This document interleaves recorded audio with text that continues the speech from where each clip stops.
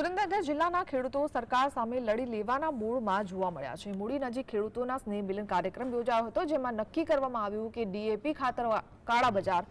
દેવા માફી, પાકના અપૂરતા મળતા ભાવ, સિંચાઈના પાણીના પ્રશ્ન મુદ્દે ખેડૂતોએ અલ્ટિમેટમ આપ્યું છે। હાલ ડીએપી ખાતર માફિયાઓ એક થેલી દીઠ 300 રૂપિયા વધુ વસૂલવામાં આવી રહ્યા છે, તો સરકાર દ્વારા ખેડૂતોની માંગણીઓ સંતોષવામાં નહીં આવે તો ખેડૂતો પરિવાર સાથે આંદોલનનો માર્ગ અપનાવશે તેવી ચીમકી ઉચ્ચારવામાં આવી છે।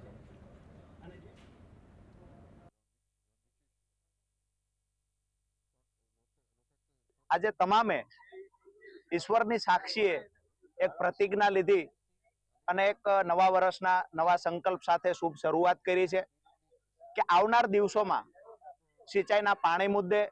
એમએસપી કાયદા મુદ્દે, ખેડૂતોના દેવા માફી, લાંબા ગાળાની કૃષિ નીતિ અને કૃષિ પંચ માટે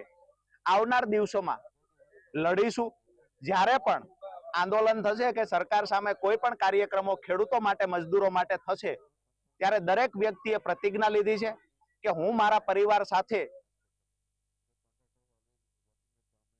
આ વરસાદના કારણે જે ખેડૂતો હેરાન પરેશાન થઈ ગયા છે, જે ચોમાસું પાક હતો તે સદંતર નિષ્ફળ ગયો છે અને તેમ છતાં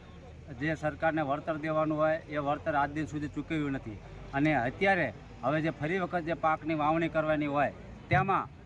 ખેડૂતો અત્યારે ડીએપી, યુરિયા એવા અનેક પ્રકારના જે ખાતરો લેવા જાય છે, ત્યાં જે ભાજપ સરકારના જે બધા વેપારીઓ બેઠા છે તે ખેડૂતોને એક થેલીએ 300 રૂપિયા વધારે લઈ અને કાળા બજાર કરી લૂંટવાનું કામ કરી રહ્યા છે।